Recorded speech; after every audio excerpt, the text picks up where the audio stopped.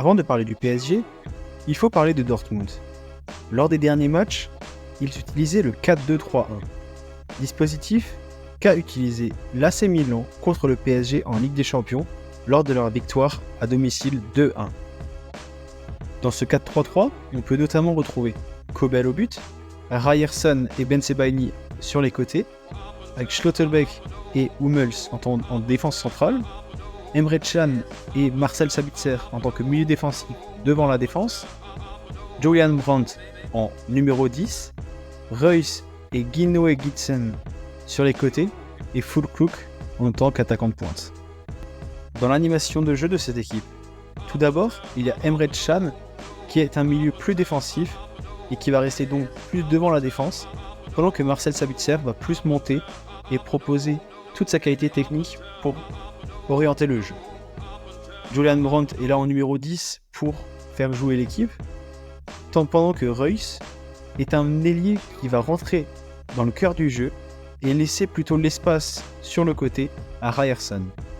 À gauche, Ben Sebaini est plus défensif comme latéral, c'est pourquoi Binoé Gittens va lui prendre la profondeur, ce que Reus ne fera pas à droite.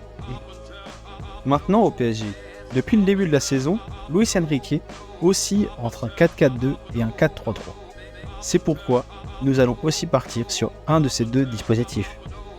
Au début de saison, comme tous les clubs qui jouent la Coupe d'Europe, le PSG a fait une liste des joueurs qui peuvent potentiellement jouer celle-ci. Pour les gardiens, sont notés sur cette liste Keylor Navas, Alexandre Letellier, Arnau Tenas et Gianluigi Donnarumma. Le premier cité ne va pas jouer ce match étant donné qu'il est blessé. Le choix va donc se porter sur soit Alexandre Letellier, soit Arnau Tenas, soit Donnarumma. Bien évidemment, Letellier ne va pas jouer.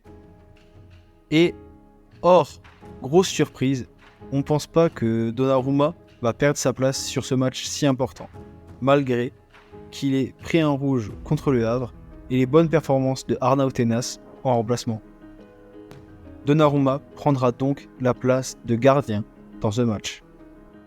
En défense, le PSG a Achraf Hakimi, Kipembe, Marquinhos, Hernandez, Nuno Mendes, Mukiele et Milan Skriniar sur sa liste. Alors pour le poste de défenseur droit, aucune surprise, Hakimi devrait jouer. En latéral gauche, nous pensons que Hernandez va prendre la place et en défenseur central, Marquinhos et Milan Skriniar devaient prendre les places.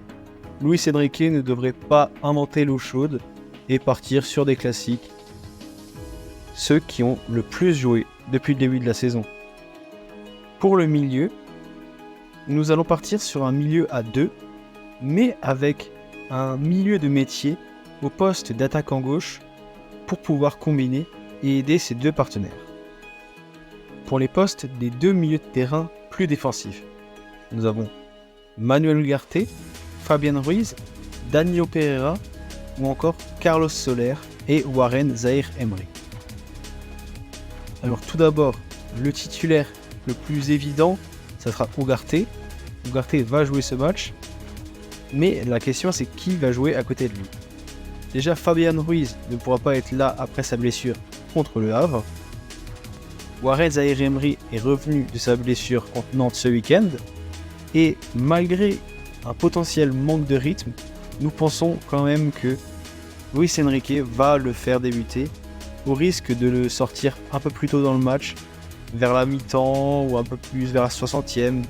Nous pensons que Zaïre-Emery va commencer titulaire ce match. Pour le poste d'ailier gauche / milieu excentré, il y a Vitinha et Kanginli.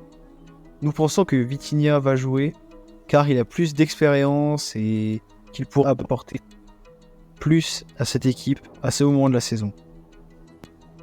Ugarte, Zaïre-Emery et Vitinha prennent donc place dans l'équipe. Pour les postes offensifs, le PSG a Kylian Mbappé, Gonzalo Ramos, Ousmane Dembélé, Marco Asensio, Kolo Muani et Bradley Barcola. Le seul absent de cette liste est Ousmane Dembélé, après le carton jaune reçu lors du match contre Newcastle. Il est donc suspendu pour ce match face à Dortmund. Déjà, il y a un évident. Kylian Mbappé va prendre une des deux places d'attaquant de pointe. Pour l'épauler, nous allons choisir Gonzalo Ramos, qui a une qualité de vrai numéro 9 que aucun autre joueur n'a dans cet effectif. Avec Gonzalo Ramos, il y a plus de jeux de tête et donc plus de possibilités pour tous les autres joueurs du PSG. Maintenant, le poste d'ailier droit est potentiellement celui où il y a le plus de possibilités car aucun choix ne se dégage clairement. Marco Asensio, Randal Kolo Muani ou Bradley Barcola pourraient tous les trois jouer. Notre choix se porte sur le dernier, étant donné qu'il a joué, que c'est le seul des trois à avoir été titulaire face à Nantes ce week-end, et qu'en plus il a marqué son premier but avec le PSG. Kylian Mbappé, Gonzalo Ramos et Bradley Barcola prennent donc eux aussi place dans cette équipe. Et voici l'équipe finie. Qu'en pensez-vous ? Dites-nous-le en commentaire.